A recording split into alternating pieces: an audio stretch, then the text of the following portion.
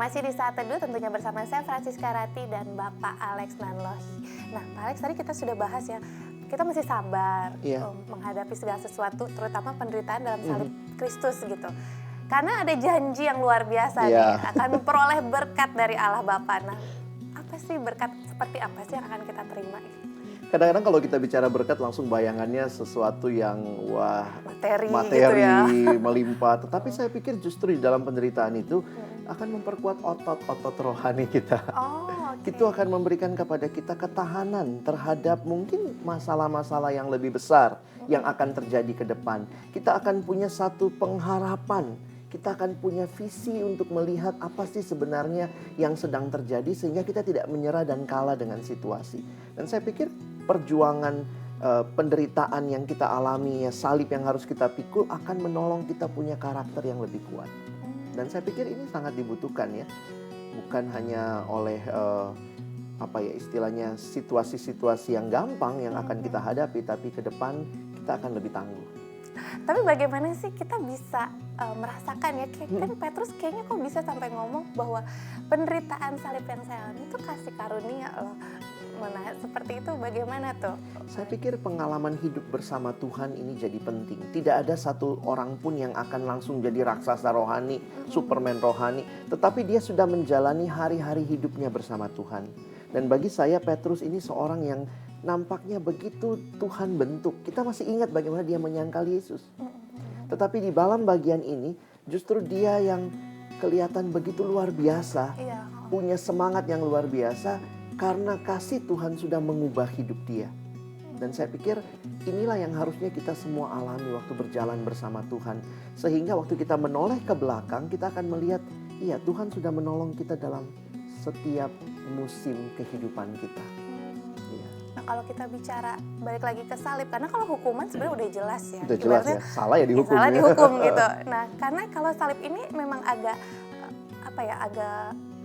penting gitu, karena kita nggak jelas, kita berbuat baik menderita, kita salah menderita juga ibaratnya gitu. Tetap saya meyakini bahwa di dalam dunia ini Tuhan pun menyediakan orang-orang yang akan menguatkan kita ketika kita benar. Saya pikir kan tidak semuanya akan mengalami salib dalam pengertian yang adalah penderitaan. Mungkin juga ada hal-hal yang tidak berkaitan dengan penderitaan fisik. Kita hidup di negara Pancasila yang sangat menghormati satu dengan yang lain. Tapi juga ada yang mungkin mengalami penderitaan yang karena dicemooh, jadi lebih kepada batin begitu ya. Nah, mari kita mungkin dengan tepat akhirnya mendefinisikan ini salib yang memang Tuhan izinkan karena saya mau hidup benar bagi Tuhan, atau ini hukuman. Karena orang kadang-kadang gampang banget bilang, wah ini salibku. Aku tadi jalan macet nih, ini salibku. Padahal dia telat bangun. Itu bukan salib, itu sudah konsekuensi dari keterlambatan begitu ya. Sehingga di sini kita akhirnya bisa melihat waktu kita berkata ini salib yang Tuhan izinkan kita pikul. Di dalamnya ternyata Tuhan juga sedang mengajar dan membentuk kita. Jadi kadang-kadang memang sebenarnya bukan karena salibnya, tapi kadang orang Kristen sendiri, kitanya sendiri yang dikit-dikit mengkaitkannya dengan salib gitu ya. Kayaknya kata itu jadi klise ya akhirnya. Wah ini salibku, ini salibku. Saya makan banyak, waduh jadi gendut, wah ini salibku. Itu bukan bicara salib, itu konsekuensi dari apa yang kita lakukan dengan tidak dikontrol. Jadi kesannya malah jadi segitu rendahnya ya persepsi kita soal salib itu. Nah bagaimana kita, kadang-kadang kan mungkin karena saking banyaknya masalah yang kita hadapi nih sehari-hari. Jadi orang akhirnya semua mengkaitkan, mungkin Tuhan lagi mencoba ya, ini salib yang aku harus tanggung dari Tuhan. Sebenarnya gimana sih kita bisa buru-buru nih lepas dari keterpurukan itu, tapi mengembalikan keadaan bahwa kita nggak memandang salib serendah itu lagi gitu. Saya pikir kita perlu juga punya waktu-waktu berdiam diri dan mengevaluasi hidup. Seringkali karena kecepatan dunia modern ini kayaknya semua berjalan begitu cepat sehingga tidak bermakna lagi.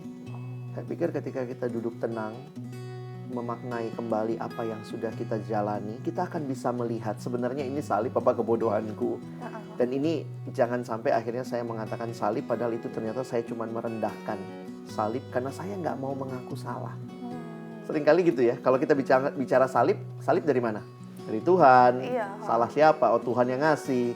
Tapi waktu kita bicara hukuman, sebenarnya kita harus mengaku ini kesalahan saya. Jadi disitulah saya pikir take time, punya waktu untuk berdiam diri supaya kita bisa melihat bagaimana hidup kita jalani. Mungkin kita bisa kasih kesimpulan sedikit Iya. nih, Pak Alex, bagaimana tadi ya, agar pada saat kita menerima salib, kita nggak dikit-dikit menyalahkan Tuhan juga. Dan bagaimana kita menghadapi dan bisa membedakan nih antara salib dan hukuman tadi. Iya. Saudara yang dikasihi Tuhan, waktu kita kembali melihat bagaimana hidup kita, ada begitu banyak hal yang Tuhan izinkan kita alami. Dan mari kita belajar untuk melihat jika itu adalah kesalahan, bagian kita bertobat, minta ampun di hadapan Tuhan.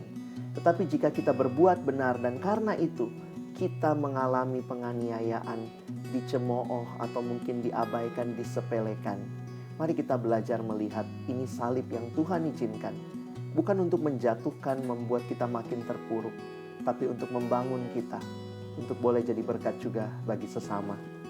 Hukuman adalah penderitaan karena kita bersalah, tetapi salib adalah penderitaan karena kita mau hidup benar. Kiranya ini boleh jadi kekuatan buat kita. Ya, mungkin kita sekarang bisa mendoakan pemirsa di rumah agar kita bisa pada saat menanggung salib itu kita lebih sabar dalam menanggung penderitaan. Mari kita sama-sama berdoa. Bapa di dalam surga, terima kasih untuk firman-Mu hari ini yang mengajarkan kami apa artinya kami hidup menanggung salib. Sebagaimana Kristus adalah inspirasi kami, Engkau sudah menanggung salib, dan itulah yang juga kami rindukan ketika kami mengalami pergumulan dalam hidup yang kami tahu karena kami mau hidup benar kami mengalaminya. Kami belajar untuk sabar, memandang kepada salib-Mu dan tidak buru-buru berkata, kami mau meninggalkan Tuhan. Tapi biarlah kekuatan dari Tuhan boleh kami alami dalam saat-saat yang paling sulit itu. Dan kami percaya Tuhan, Engkau akan menguatkan kami. Kuatkan saudara-saudara kami yang mengalami pergumulan karena salib yang Tuhan izinkan, agar mereka teguh berdiri dan keluar sebagai pemenang-pemenang iman. Kami bersyukur, kami berterima kasih, dalam nama Yesus kami berdoa. Amin. Amin, haleluya. Terima kasih sekali Sama-sama. Pak Alex untuk pagi ini, luar biasa firman-Nya. Iya. Ya, semoga program ini bisa menjadi inspirasi bagi Anda semua saudara yang terkasih dalam Kristus dan Anda semakin mantap jalannya bersama kasih Yesus. Dan untuk kritik dan saran bisa langsung saja kirim ke email kami di saat.teduh@kompas.tv. Sampai jumpa lagi, Shalom. Terima kasih.